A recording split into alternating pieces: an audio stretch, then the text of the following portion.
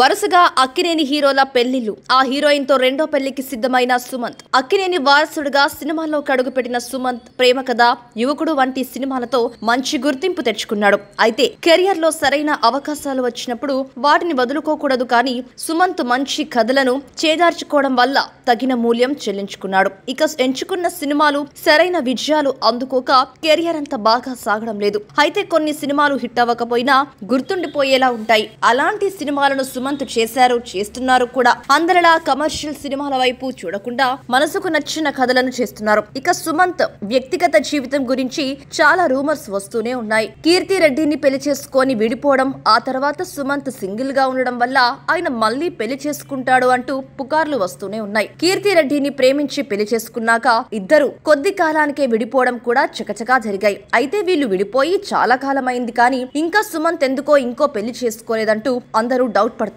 ఇంతకు ముందు ఆ అమ్మాయితో పెళ్లి, ఈ హీరోయిన్ తో పెళ్లి అంటూ పుకార్లు వచ్చినా అవన్నీ పుకార్లుగానే మిగిలాయి. ఇక ఇప్పుడు మరో రూమర్ బాగా వినిపిస్తుంది. 50 ఏళ్ల వయసులో హీరో సుమంత్ రెండో పెళ్లి చేసుకోబోతున్నట్లు సోషల్ మీడియాలో ఒక న్యూస్ చక్కర్లు కొడుతుంది. పోయిన ఏడాది నాగ చైతన్య, శోభితా ధూళిపాలను పెళ్లి చేసుకోగా కొద్ది రోజుల్లో అఖిల్ పెళ్లి చేసుకోబోతున్నాడు. అయితే తాజాగా సుమంత్ పెళ్లి గురించి బాగా టాక్ వినిపిస్తుంది. అది కూడా హీరోయిన్ తో సుమంత్ పెళ్లి అన్న రూమర్స్ వైరల్ అవుతుంది. ఆ హీరోయిన్ ఎవరో కాదు, మృణాల్ ఠాకూర్. సీతారామం సినిమా సమయంలో ఇద్దరికి మంచి పరిచయం ఏర్పడగా ఇద్దరు డేటింగ్ చేస్తున్నారనే రూమర్స్ గట్టిగా వినిపిస్తున్నాయి. ఇద్దరూ కలిసి ఉన్న పిక్స్ చాలా బయటికి లీక్ అవ్వడం కూడా ఈ వార్తకు కలిసొచ్చింది. అయితే సుమంత్ మాత్రం పెళ్లి మీద ఆసక్తి లేదని చాలా ఇంటర్వ్యూలలో చెప్పారు. అయితే తాజాగా సుమంత్ నటిస్తున్న అనగనగా అనే సినిమా నేరుగా ఓటీటీలో విడుదలవుతుండగా ఆ సినిమా ప్రమోషన్ కోసం ఇలా డేటింగ్ రూమర్స్ ను బయటికి లీక్ చేశారు. ఇదంతా పిఆర్ టీం పని అంటూ కొంతమంది నిజం లేదని కొట్టేస్తున్నారు. అయితే నిజంగానే మృణాల్ ఠాకూర్ సుమంత్ పెళ్లి చేసుకుంటారేమో.